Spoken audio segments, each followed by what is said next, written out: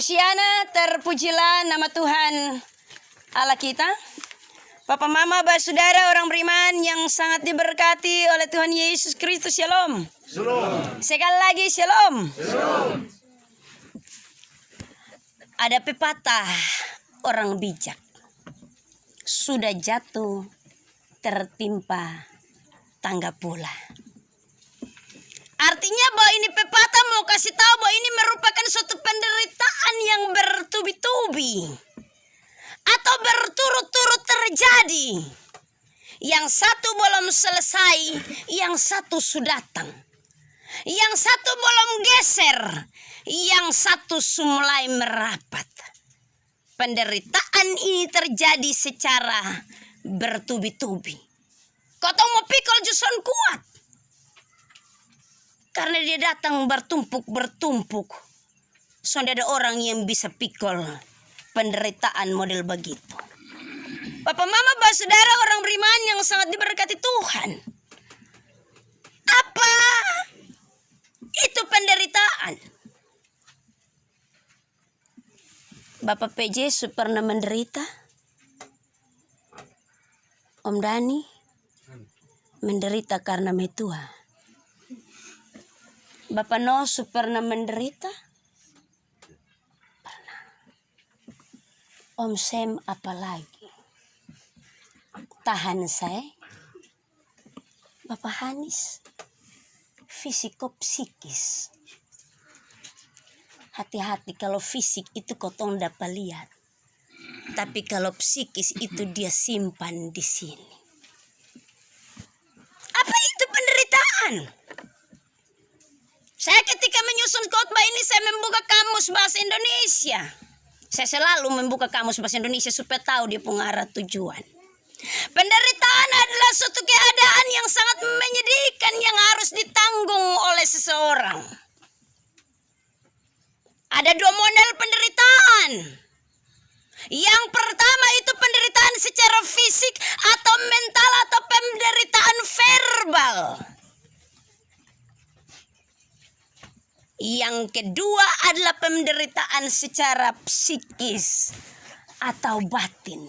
Sakitnya tuh di yang muda-muda, sakitnya tuh di hati.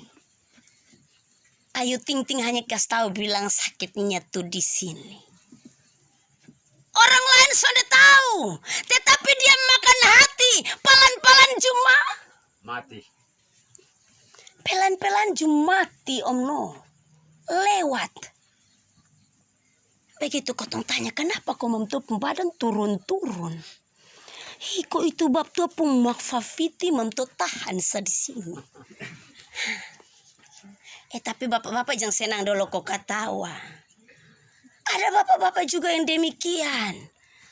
Nanti kalau ditanya kenapa. Kau bab tuh muka murung-murung terus muka abu-abu sah. Hari-hari duduk tongkat dagu. Karena sakitnya tuh di sini. Tekanan nonverbal, tekanan karena perasaan batin, karena pengaruh lingkungan di sekitar. Dia sudah omong tapi dia simpan diam-diam. Kotong kadang-kadang nanti sumati berkemudian pi berdoa kona keti. Amin. Amin. Bapak Sek amin lebih besar. Bapak Mama, saudara orang beriman yang sangat diberkati oleh Tuhan Yesus Kristus. Tentunya bahwa penderitaan fisik atau penderitaan psikis. Kebanyakan orang akan memilih untuk menghindar dari penderitaan. Amin. Amin. Akan cari di pun jalan. Bapak-bapak kalau sesak itu cari hiburan dan cakar-cakar. Walaupun dia bukan guru matematika. Begitu tanya hibur diri toh mama. Amin. Yang bapak-bapak suka pegang ballpoint. Begitu kalau dia keluar masuk dari cabang pos 2. Kotong dengar dia sama bunyi dengan lonceng gereja. Jalan bengkok-bengkok Om Matias. Kalau kotong tanya bilang pi hibur-hibur diri kok. Hai di rumah kurang dapat hiburan dari mamtua. Orang akan berupaya terhindar dari ini penderitaan hidup. Bapak, Mama, Saudara, orang beriman, tentunya bahwa penderitaan dapat disebabkan oleh diri kita sendiri karena ego kita. Tetapi juga penderitaan itu datang dari luar diri kita. Bukan hanya Cotton bilang itu gara-gara dia. Tetapi tanpa kita sadari bahwa terkadang penderitaan itu juga datang dari diri kita sendiri. Bapak, Mama, Saudara, orang beriman yang sangat diberkati oleh Tuhan Yesus Kristus. Tentunya bahwa Injil Lukas secara detail tentunya mencatat dan menyaksikan kisah penderitaan Yesus. Penderitaan yang dialami oleh Yesus ketika dia berjalan menuju kepada jalan penyaliban. Penderitaan yang disebabkan oleh keegoisan manusia ketika itu. Ya, bukan hanya mengalami penderitaan secara fisik atau mental, tetapi ia juga mengalami penderitaan secara psikis atau penderitaan batin. Injil Lukas tentunya menampilkan ada dua sorotan penting dalam penderitaan Yesus pada bagian firman Tuhan ini. Yang pertama, Bapak, Mama, Saudara, orang beriman, yang menjadi sorotan Injil Lukas adalah bahwa Yesus mengalami kekerasan fisik dan psikis. Lewat narasi-narasi penderitaan Yesus, secara umum bisa saja disimpulkan bagaimana reaksi publik atau reaksi massa ketika itu terhadap kekerasan yang dialami oleh Yesus. Bahwa seolah-olah Yesus layak untuk menerima penderitaan itu. Biasanya bapak-bapak yang pukul istri itu, dia bilang itu bini pantas kau terima itu pukulan. Bapak-bapak yang di rumah itu dia sudah panggil mama, bilang mama sayang. Tetapi dia mulai dari kandang babi, kandang anjing. Dia pun bahasa dong bagus-bagus semua. Waktu awal dia bilang sayang. Terakhir jong 5 boy. Woman only kill.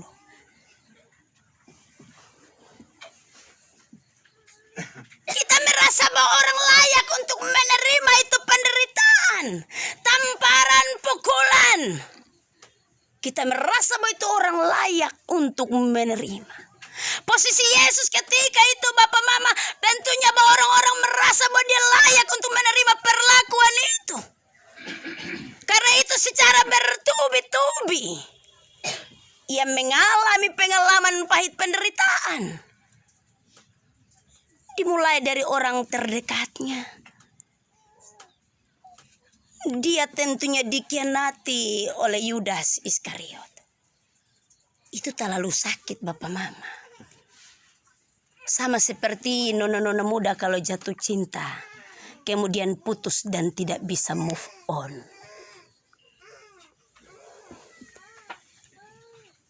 Terlalu sakit. Kalau orang yang kita percaya tiap-tiap hari, kemudian dia menjadi musuh dalam selimut. Di muka dia berkata manis dengan bibir mulutnya. Kemudian setelah itu di belakang dia bisa menikam kita dan menjatuhkan kita. Dikhianati. Pengkhianatan itu begitu menekan Yesus. Batinnya terluka, batinnya tersiksa. Kenapa yang kau makan satu piring tiap-tiap hari, melayani bersama-sama, beta kasih kepercayaan dia pegang doi. Bapak Hanis. Tetapi dia mengkhianati. Itu baru yang pertama. Dan biasanya terjadi dari orang-orang terdekat kita. Yang kedua, Bapak Mama Saudara, dia disangkal oleh Petrus, murid yang sangat dikasihinya. Penyangkalan ini tentunya mendatangkan suatu rasa malu yang begitu luar biasa. Hari-hari kotong bapak lo berjalan sama-sama, lu tau beta tau lu. Tetapi nanti kalau pas ada masalah, dia bilang, Besan tahu, itu bukan beta. Langsung sadi dia. Kotong pernah begitu? Pernah? Beta pernah. Kalau bersyukur bahwa di Meriba sonde ada yang begitu. Yang menyangkal. Bapak-bapak itu nanti kalau di rumah dia mengaku bepung bini. Begitu kalau neno soba noka. Dia bilang itu mantu siapa? Bukan bepung bini.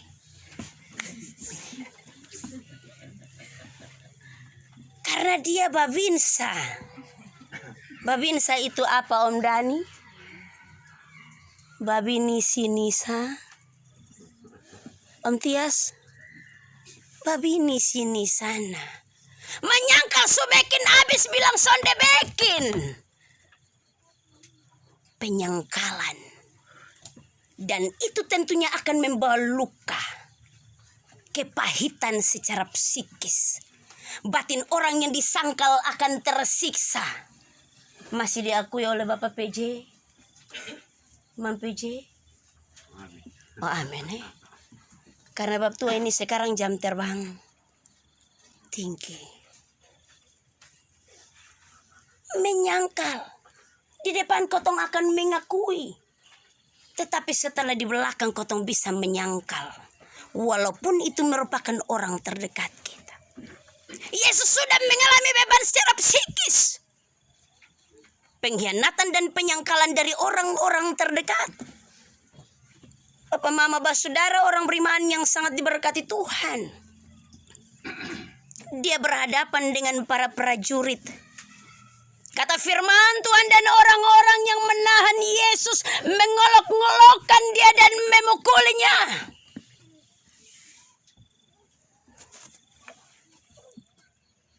Mengolok-ngolok sama dengan mempermainkan dengan perkataan.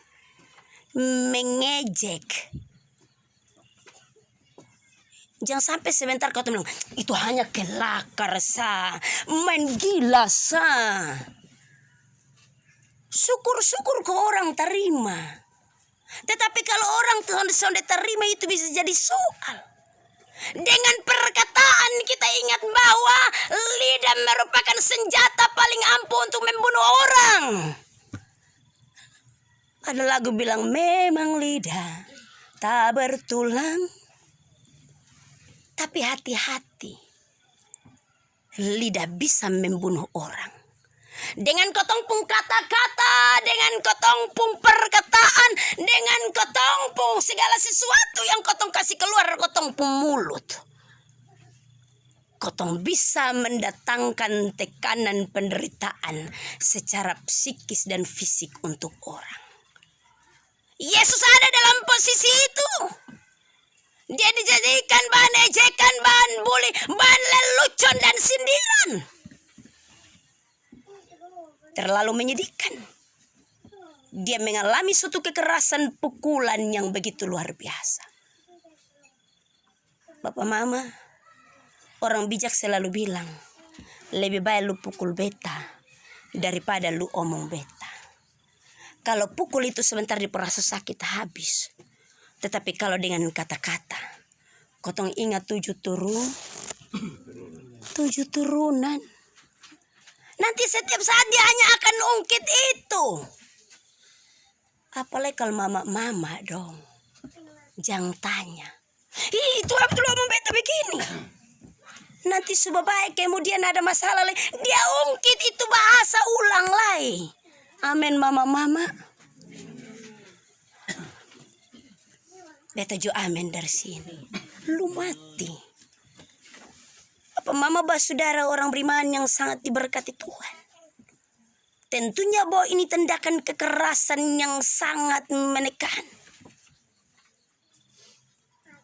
Yesus menjadi korban bully orang-orang yang tanpa sungkan tentunya memberikan hujatan kepadanya. tanpa sungkan atau dong suka-suka sah, dengan bebas sah.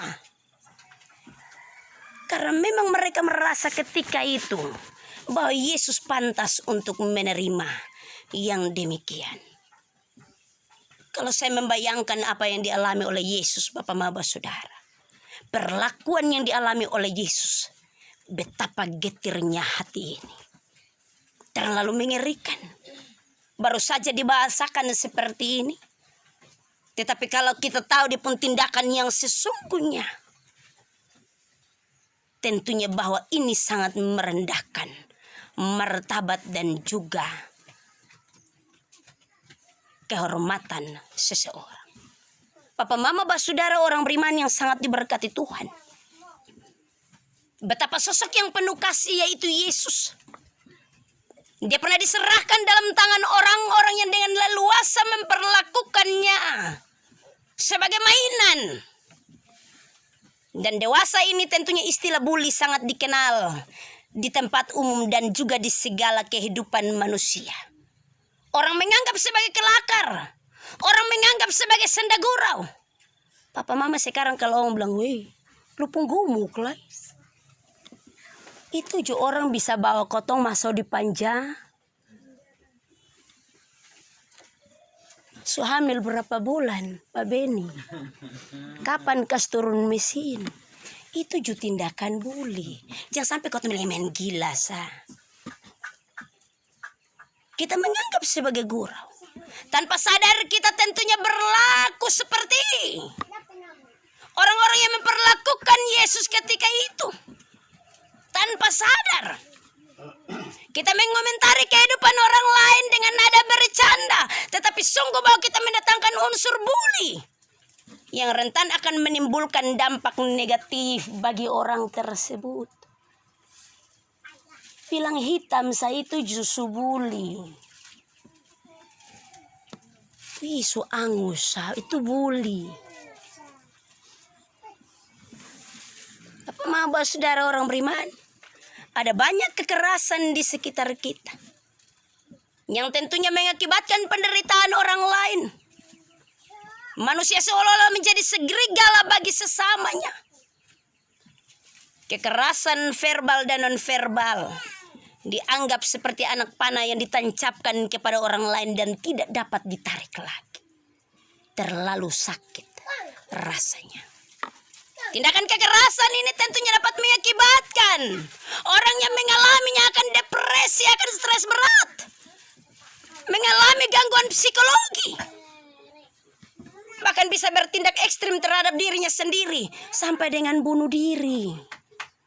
Kalau kotong lihat ada berita-berita melalui media massa, melalui media sosial, kalau ada perempuan muda mati di kos-kosan, gantung diri, bisa saja karena tindakan-tindakan ini.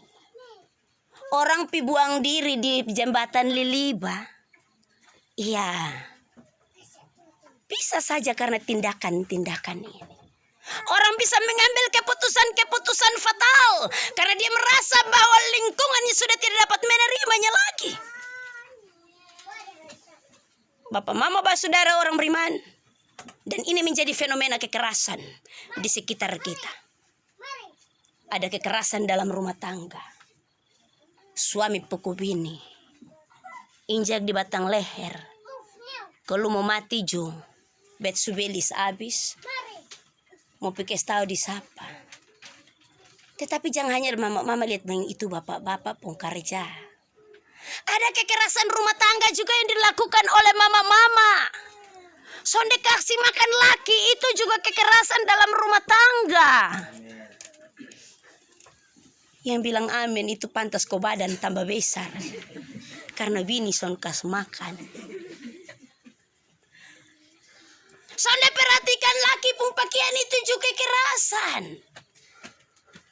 Duduk berdiri laki beromong satu bahasa. Dia sudah 10 kata. Tet. Head, lu diam. Laki hanya bisa omong dari jauh.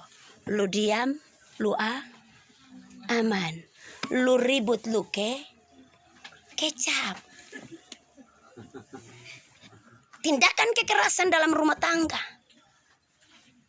Kebanyakan terjadi di tengah-tengah kehidupan kita orang Timur. Karena orang masih pakai sistem patriarki.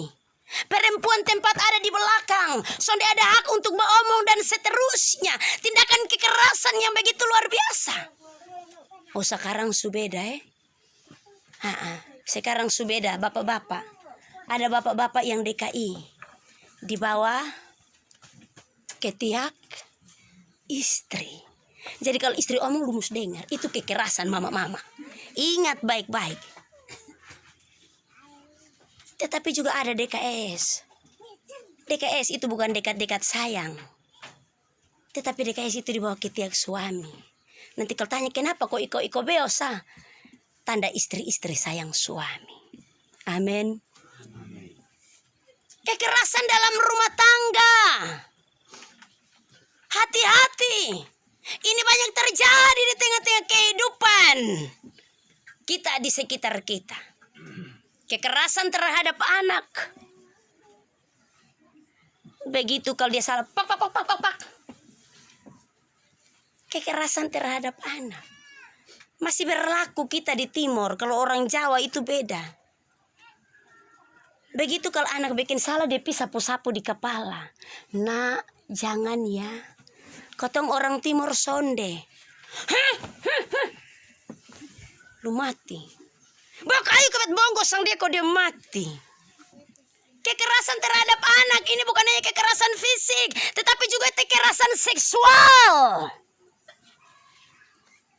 Papa mau bah saudara orang beriman. Coba kotong pitanya di kantor polisi pelecehan seksual untuk anak terjadi berapa persen, terlalu tinggi. Untuk NTT, untuk Kabupaten Timur Tengah Selatan.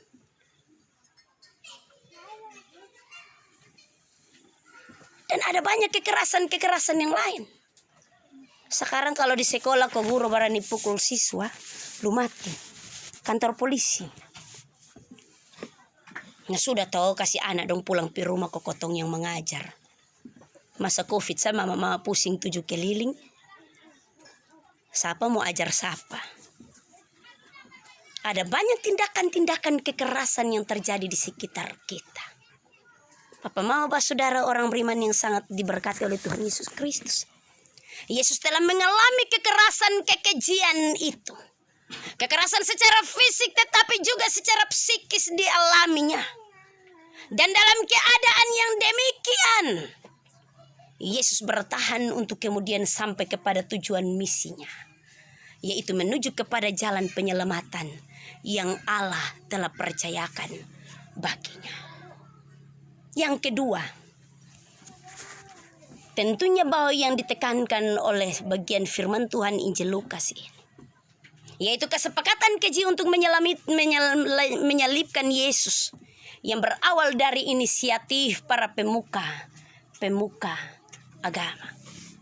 Orang-orang yang punya power dan kekuasaan dalam masyarakat. Yesus seolah-olah menjadi duri dalam daging bagi pemimpin agama Yahudi.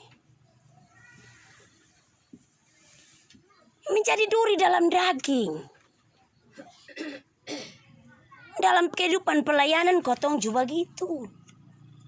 Kalau ada yang sudah duduk di depan kemudian kotong yang mantan di belakang. Bukan mantan pacar. Bukan mandul.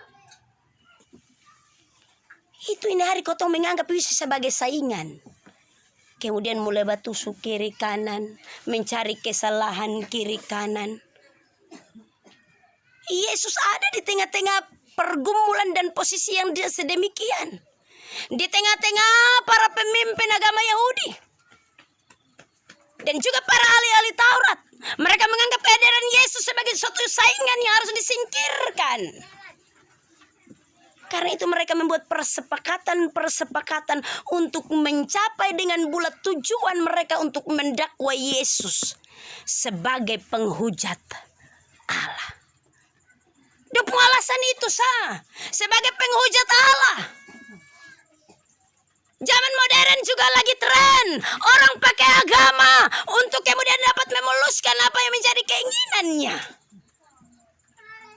Memakai agama untuk suatu kekuasaan untuk menindas sesamanya. Memakai agama. dengan motif orang bilang penistaan agama. Terjadi Bapak Mama di Indonesia. Kalau kau tahu nonton di media sosial, di TV, baca di koran, berita yang lagi hangat sekarang adalah penistaan agama. Setiap hari kau tahu dengar itu di pengadilan negeri di Jakarta itu orang hakimi kiri kanan, adili kiri kanan.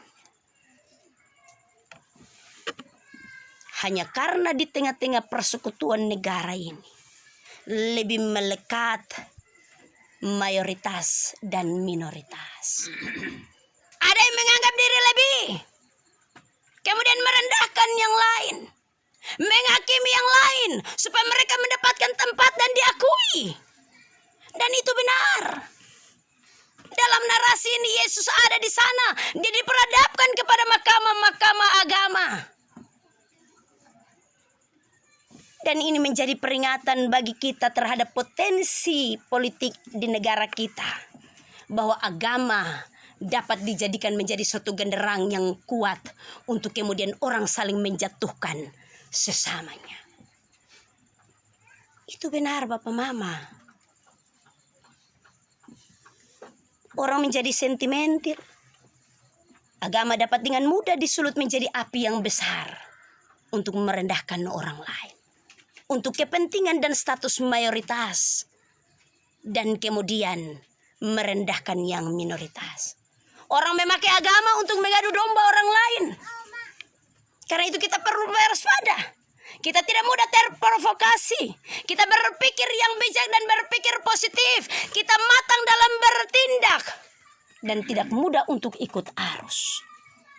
Bapak Mama Saudara orang beriman yang sangat diberkati oleh Tuhan Yesus Kristus.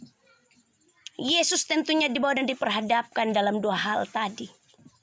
Yang disorot oleh penginjil Lukas. Dia mengalami tekanan dan penderitaan secara fisik dan psikis. Tetapi juga dia ada di bawah tekanan para pemuka-pemuka agama. Yang kemudian mereka merancangkan untuk menyelipkan dia.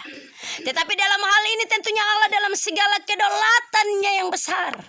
Membawa Yesus untuk supaya di sana Yesus benar-benar menghadirkan dirinya sebagai anak Allah. Yang akan menyampaikan suara kebenaran di tengah-tengah penderitaan dan penindasan yang dialami oleh Yesus. Dia menyuarakan kebenaran di tengah-tengah penderitaan. Bukan kemudian mencari titik aman bagi dirinya. Ingat Bapak Mama Saudara orang beriman. Apa yang dilakukan oleh Yesus. Itu juga yang harus dibawa dalam kehidupan persekutuan, pelayanan dan bergereja. Dalam penderitaan sekalipun Bapak Matias, Bapak Niko Sau harus membawa suara kebenaran. Jangan sampai kotong mau mencari titik aman, maka kotong iko beo walaupun orang bawa kotong jalan serong tidak sesuai dengan apa yang Allah kehendaki. Kemarin kotong penggembalaan bilang bahwa menjadi pelayan yang dikhususkan, dipilih adalah supaya memelihara jemaat.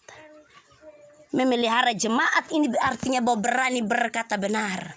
Walaupun kita ada dalam tekanan dan penderitaan. Jangan sampai supaya bisa enak di sini kotong pimelingkar di sini. Supaya bisa enak di sana kotong pimelingkar di sana. Kotong menjadi orang yang mengadu domba dalam jemaat. Kotong menjadi orang-orang yang membawa perpecahan dalam jemaat. Supaya kotong senang dan enak. Supaya kotong mendapat tempat. Supaya kotong diakui. Tetapi mari kita belajar dari keteladanan Yesus hari ini. Dia ada dan diperhadapkan di depan mahkamah agama. Dia diperhadapkan di hadapan Pilatus. Dengan berbagai tunduhan dan juga tindakan kekerasan sekalipun. Dia tetap menyuarakan suara kebenaran. Bapak Mama Saudara orang beriman yang sangat diberkati oleh Tuhan Yesus Kristus. Penderitaan yang Kristus alami tidak sebanding dengan apa yang kita alami. Dia sudah mengalami jauh sebelum kita. Penderitaan yang kita alami biasa-biasa saja. Kita akan berhadapkan dengan kehidupan di sekitar kita. Kehidupan dalam pelayanan kita. Kehidupan dalam kehidupan bermasyarakat. Kita akan diperhadapkan dengan berbagai-bagai tantangan. Penderitaan pasti ada. Tetapi Allah sendiri akan memberikan rohnya bagi kita. supaya di sana kita sanggup untuk kita bisa melewatinya. Kristus telah melewatinya, bahkan dia telah menang, dan kita juga pasti akan melewatinya. Mari kita pulang sambil kita merenungkan firman Tuhan ini. Kata pepatah tadi, sudah jatuh tertimpa tangga pula. Tetapi kalau kita menyerahkan dalam suara kebenaran, kita akan bangkit dan berdiri dan menang. Tuhan memberkati kita dalam terang firman-Nya. Pulanglah dalam terang firman Tuhan, muliakanlah Tuhan dalam hidupmu, supaya dari tempat ini Tuhan dipuji dan dipermuliakan.